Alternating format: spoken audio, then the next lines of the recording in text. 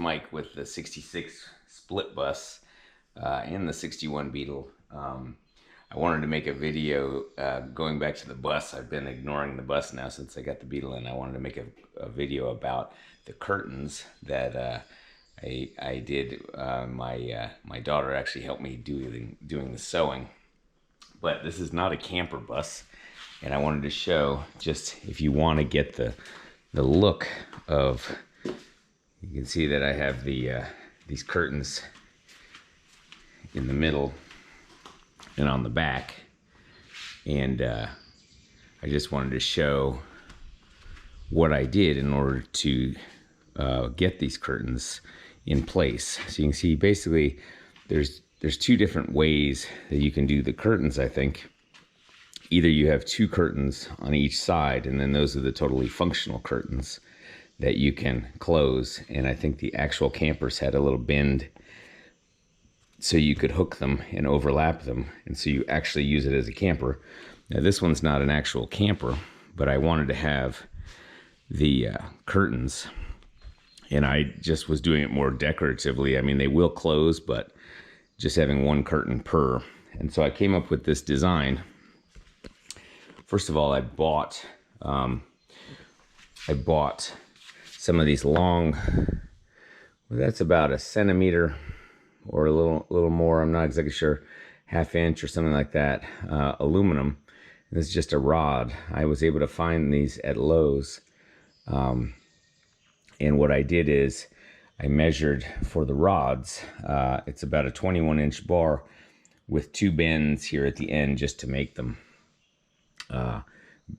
you know, look like that. And they don't have anything in the middle. And then what I did is I made the holes. I measured where the holes go, here and here. You can see this goes here. I have a little rubber grommet on this one because when I slam the door, it constantly moves the curtain. So that's only for this one with the main door that I use. But anyway, that goes there. So that's a 21-inch bar with two bends. I just rigged up something on my vise where I made the bends, and I made sure that they were completely flat here. And then I used these screws, which are the little round top, the oval top or whatever. And so those screws go in there like that. And then as far as the curtains go, I bought a bunch of this fabric here. I just went with the broad gray stripe since black was part of the colors on this. And then what I did is I made 8 times the sides, which is basically about a 19-inch. Let's see if I can measure this here.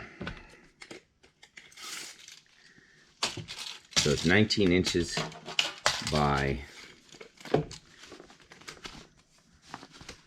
let's just see if I can get the measurements here, 20, or just a little over 20. So, and that is on the sides. So you have to cut, 8 pieces of fabric. That's basically 19 by 20, and you can go just a little more, 19 1/8 by 20 1/8 or 20 1/4. And then what you're gonna do is do a hem. This is where my daughter helped me. It's about a 1-inch hem that comes over the top. So you can see that, and that gives you the little place where you can put the curtain rod through like this. So let's see, I'll go ahead and put this through here. I'll show you how it then kind of squinches. So once you get the curtain rod on, then you're going to squinch that. Now what happened, the reason why I have this rubber grommet on here is that as you slam the door, this thing always slides the curtain back. So I did that so that the curtain wouldn't continue to slide back. Okay, and then the other thing that I did, okay, so that's for this door, so I'll install that in a second. But the other thing that I did on the back one, see you have the jail bars And it's also a really long bar that you need here, and this thing would have flopped all around. So what I did is I fabricated a little tiny support here, just out of the same metal, and it goes right up into here, holds this. And I did 2 curtains here, one on each side. It goes over the jail bar, and then it's the back one. And the back one, I just went ahead and drilled 2 holes so that this could go into the normal jail bar screw holes. And then this whole thing is really, really solid. And then these curtains here are just a little bit wider. What I did is I made it basically almost half the width of the rear window. So when I squinch it, these 2 are bigger than the side windows. But you have to measure your back window. And then these are obviously much longer one-piece curtain rods, and this top one, you know, has a very tight tolerance here to fit. And then the other thing I wanted to mention is I got a snap kit, and so then we sewed these guys here, and the snap, you just make you sew this up, you make 1 hole, and then the snap goes through the middle. And then you wind up with a nice holder like this that'll keep it squinched. So let me install this one. You can see here's the end result. I put the snaps on the inside, and I squinched this like this, and the end result looks like that. But I'll go ahead and put this one on this. So when you slam the door, it throws the curtain this way.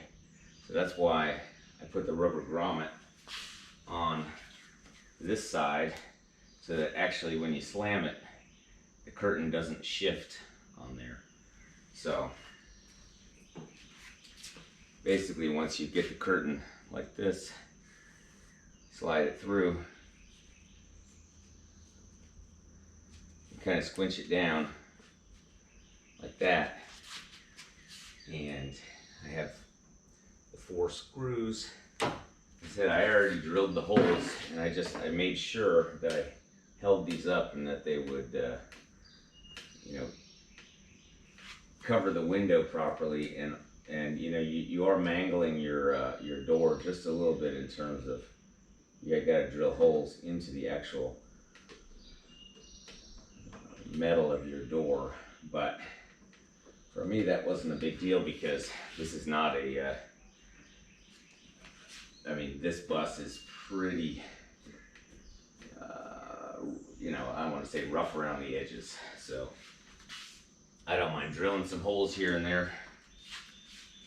But let me go ahead and put this in, and I'll put the little sensor thing on and see how it looks.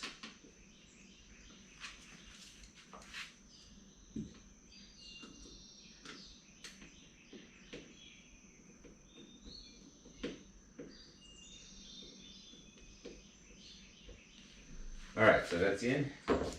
You said last step, I just take this little guy and wrap it around. So you spread this so that it remains kind of a little bit taut when you do that. And then just like that, now you've got your curtain. So I think it lends to I think it has a really nice look. Again, some people, you know, it could have been like a brown curtain, or it could have been, you know, a more colorful orange curtain or something like that. But, you know, I think that having curtains in general, if you squinch them in the middle like this, you don't lose that much visibility from the driver's seat. So, you know, I still have the jail bars. Again, here it goes over the jail bars, not under the jail bars. And, you know, probably one of the bigger jobs, there's 2 kind of big steps to this job. One is making all these curtain rods, because you literally need, you know, the back ones is kind of a big custom setup, and then you need 2 for each window times 8, so you need 16. And then drilling all the holes to get them in. And then on the back one, doing the custom fit. But overall, you know, that's the end result, just having a non-camper curtain rod setup, and then sewing the curtains so that you know, you get a nice camper look. It's just a regular old 13 window here. So yes, I did put the curtain on backwards, so I'm gonna just reverse it back around. I had taken it off for the purposes of the video. Got the grommet over there, so the way to do this, I can just take off one side. Oops, that'll be great to find. And then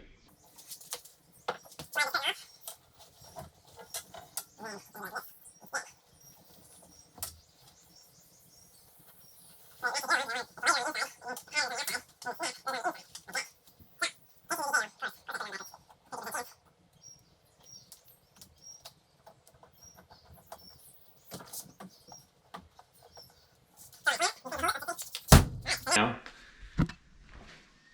that side of the curtain matches that one. All right, fabulous. So that's what I did on the curtains.